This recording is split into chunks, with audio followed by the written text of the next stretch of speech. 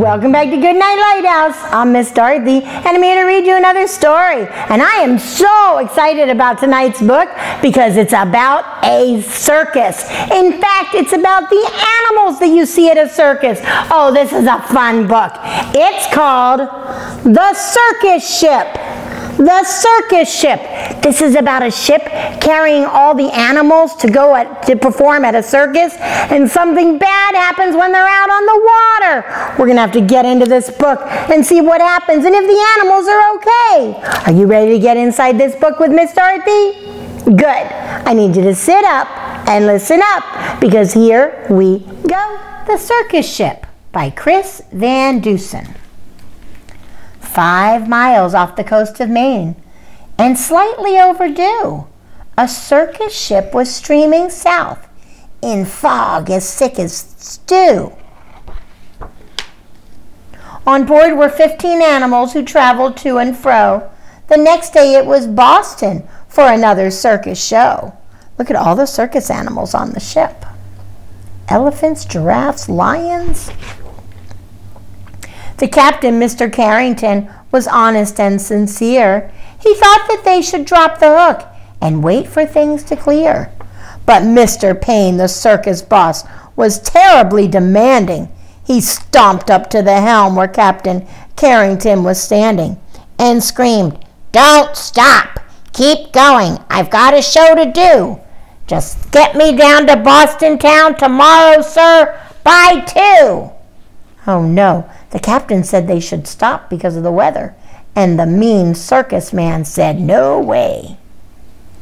Then came a crash, an awful bash.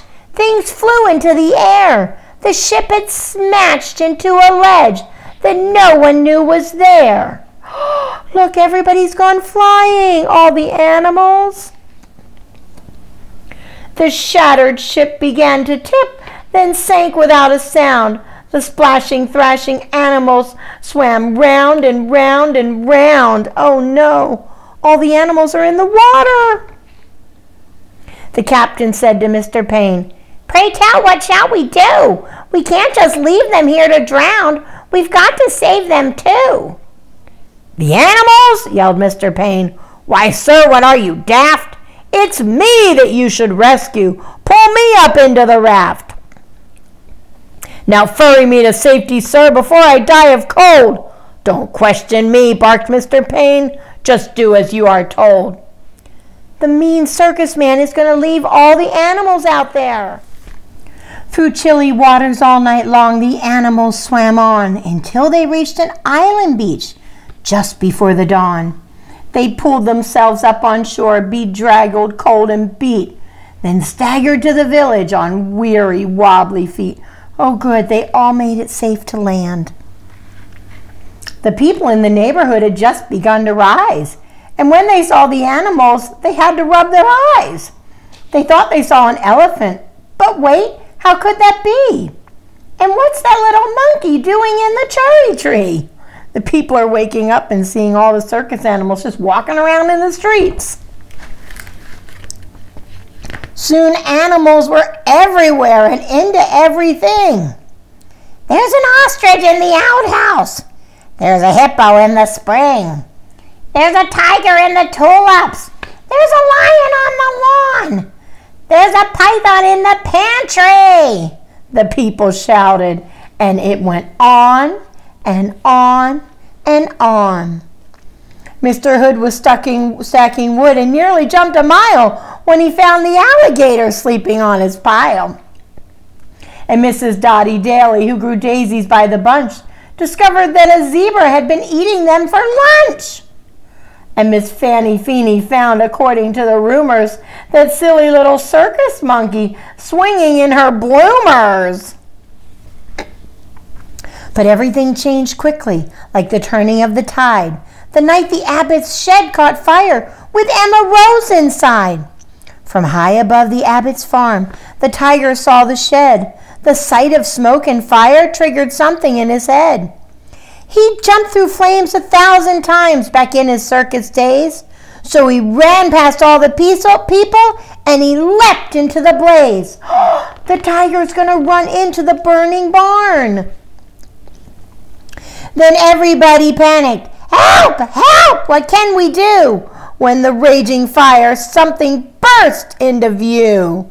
It was the most amazing sight, and everybody froze when they saw the tiger saving little Emma Rose.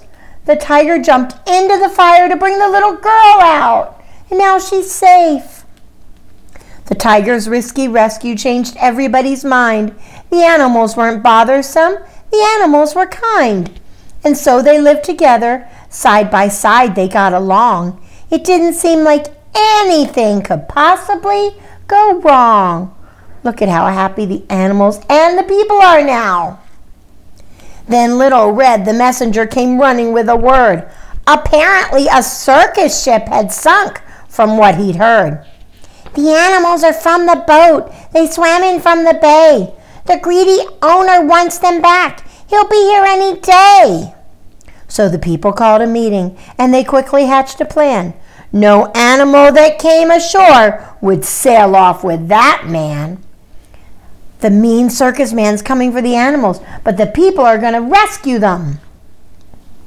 The next day at the crack of dawn, a ship was at the pier, and up the lane marched Mr. Payne, whose voice was loud and clear.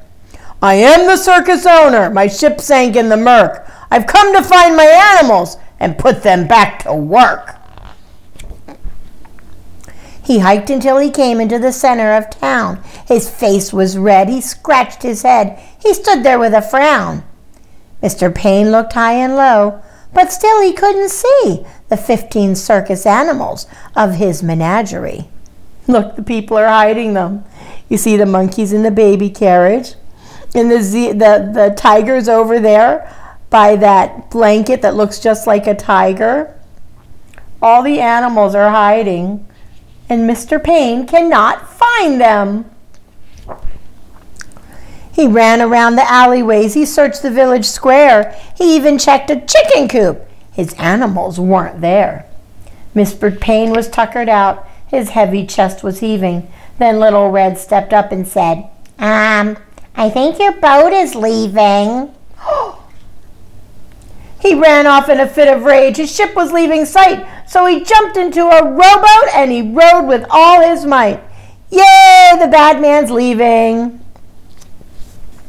And from that day, they like to say, their lives were free of pain. It was happy, peaceful place upon that isle up in Maine. Wow, that was such an exciting book. Oh, I was so worried about the animals. They all got stuck in the water, and that mean man just left them there. That was terrible. But they all made it okay, and they found this great island where the people are going to let them live and help them hide from the mean man.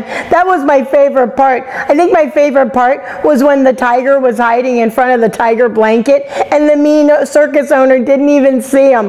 This was a fun book, a good book about circus animals. I like this book. I hope you liked it too. I like when we read books about animals. It's one of my favorite things, and I think I have some more coming up.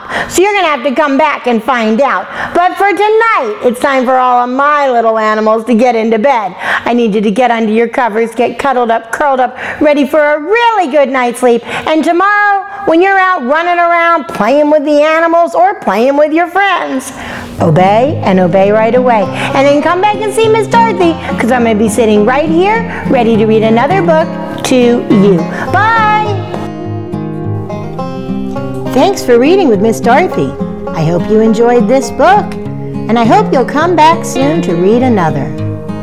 What's your favorite book? Drop Miss Dorothy a note and let me know. I'll go find it, and I'll read it to you. Be sure to subscribe, like, and share. I'll see you soon.